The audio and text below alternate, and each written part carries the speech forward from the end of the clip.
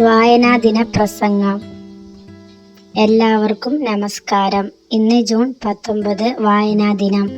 വായനയുടെയും അറിവിൻ്റെയും ലോകത്തേക്ക് നമ്മെ കൈപിടിച്ച് നടത്തിയ PN പണിക്കരുടെ ചരമദിനം. വായിച്ചു വളരുക, ചിന്തിച്ച് വിവേകം നേടുക എന്ന മുദ്രാവാക്യത്തിലൂടെ കേരളത്തെ വായനയുടെ ലോകത്തേക്ക് ഉയർത്തിയ ഒരു വലിയ മനുഷ്യനാണ് അദ്ദേഹം. വിദ്യാർത്ഥികളായ നമ്മുടെ കടമയാണ് അറിവ് നേടുക എന്നത്. അതിന് ഏറ്റവും പ്രധാന മാർഗം വായനയാണ്. വായന എന്നത് അറിവിൻ്റെ അത്ഭുത ലോകമാണ്. അറിവ് നേടുക എന്നാൽ വിജയം നേടുകയാണ്. ലോകത്തിൻ്റെ വെളിച്ചമാണ് പുസ്തകങ്ങൾ. ആ വെളിച്ചം കണ്ടു വേണം നമ്മൾ വളരാൻ. എന്നാൽ ഇന്ന് വായന കുറഞ്ഞു വരികയാണ്. നമ്മുടെ പുതിയ തലമുറ മൊബൈലിലും കമ്പ്യൂട്ടറിലുമായി ചുരുങ്ങിപ്പോകുന്നു. വായിച്ചാലും വളരും, വായിച്ചില്ലെങ്കിലും വളരും.